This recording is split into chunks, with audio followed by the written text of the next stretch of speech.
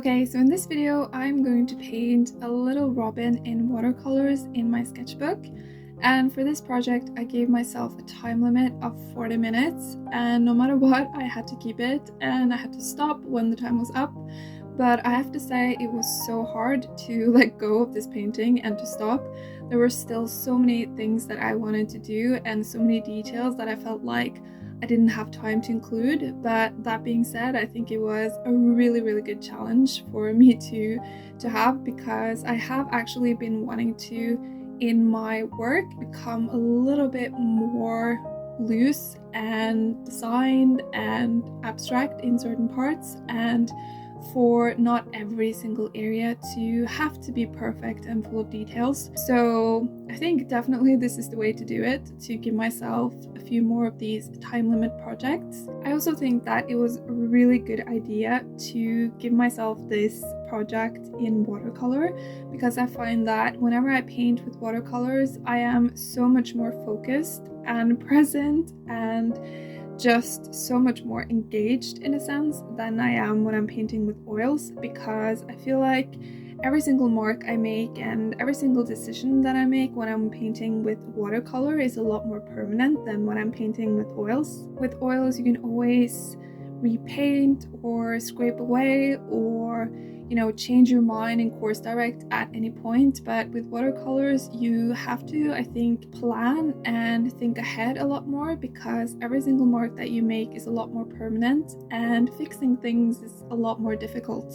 So another thing that is different with watercolors is that you are painting from light to dark.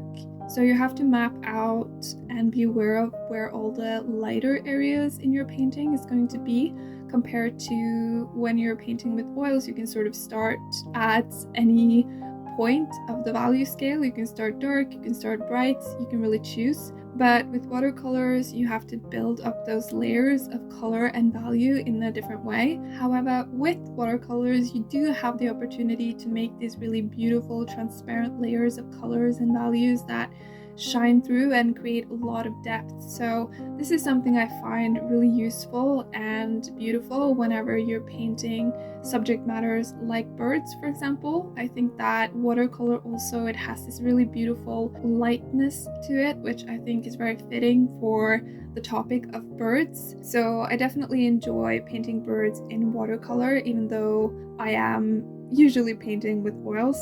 Another thing that I find really cool with watercolor is that you can draw up a pencil sketch and then you can add all these layers of paint, and then at any point you can go back in and you can erase those pencil marks, so you're just left with the paint on the paper. This is something that I thought I would actually be able to do with gouache as well, but I found that this is not easy at all, and sometimes it's not doable, so I actually learned this the hard way. But with watercolors, you can do this. So this is another thing I really love when I'm working with watercolor, is the moment when I start erasing all of those pencil marks and you're just left with all the shapes and design of the brush marks and paint. I think that's a really cool stage of the painting as well. So yeah, initially I thought I would spend a lot more time digging out all the details in the feathers, especially those wing feathers and tail feathers, but I decided later on that I would just make them a lot more abstract and subtle, because I wanted the focus to be on the face, and also time was starting to run out, so I wanted to just challenge myself a little bit and see how sort of subtle and abstract I could make them without it looking weird or sort of unnatural, I guess. So you can't actually see it too much in the video, but I was shaking so badly when I was adding in those darker values on the eye and the beak, because you have to be so precise when you're doing this, and it's just so sad when you're unfortunate and you paint those dark values a little bit too far out and you're just left with this eye or beak, which are two of the most prominent essential things in the painting, and they're just off. Then it's really hard to correct it when you're painting with such a dark value. But luckily this brush that I'm using, it is super good. It's a size 12 pointed round brush. It's synthetic hair and it's from a brand called Søstrene Grene, which is really popular in Scandinavia. I'm based in Norway. I think the brand is Danish. I don't know if you can get it other places than in Scandinavia, but I'm going to add a link for the brush I'm using in the description below so you can see if you can get it, because it is so good. It is so versatile and it's really good for those small tiny details, but also for those larger shapes, and you can make some really cool brush marks with it. So one trick when you're painting with watercolor, if you have a hard line that you don't really like and you would like to soften it, is just to take a clean brush and add some water, and then you just rub that sort of over the line, and then that is going to soften it up really nicely. Just be careful so that you don't use too much water, because then that can pull and make some not so nice and desired marks on your painting. But if you have a little bit of water and you just sort of go over the line, then you can soften up lines and make them a lot more subtle.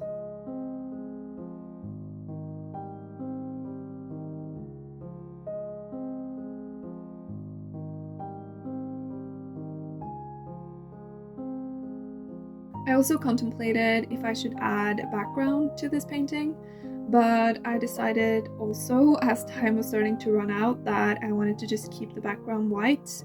I did, however, include this little branch that the robin is sitting on, and I decided to paint that fairly abstract compared to what I would usually do if I had a lot more time.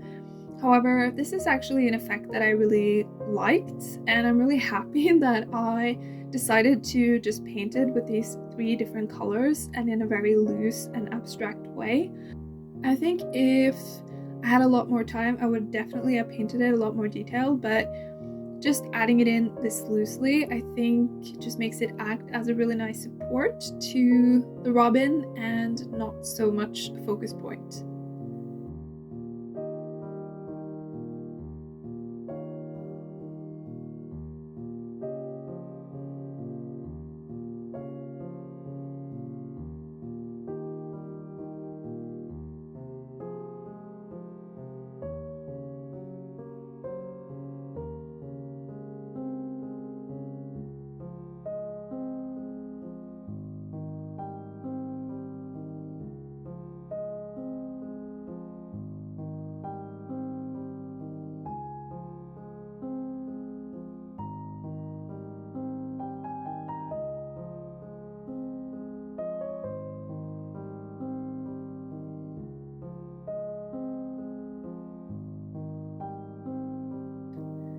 So here you can see I'm using my eraser and I'm just going over those pencil marks that I made, and I'm erasing a few, especially along the outline, to give the outline of the bird a little bit more variation so that it doesn't have that kind of hard dark pencil edge all around the outline. I think that just creates a lot more line quality, which is really what turns form when you are painting and drawing.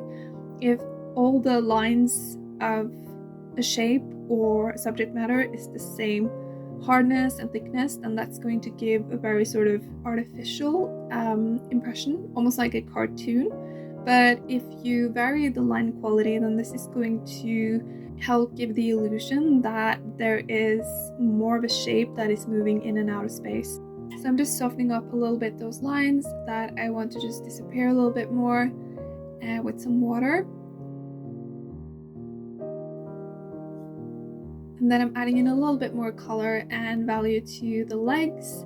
And at this point, time was actually up, so I had to put my brush down, even though I could have kept on going for hours, but at least I didn't overwork it, which is something that I've done several times before. So yeah, all in all, I think it was a good exercise. I'm definitely going to do this more, and it's definitely a practice that I would recommend if you want to practice focused decision making when you're painting. So yeah, I really hope you enjoyed this video. If you would like to see more videos like this and also more videos about oil paint, then I invite you to subscribe so you don't miss a new video.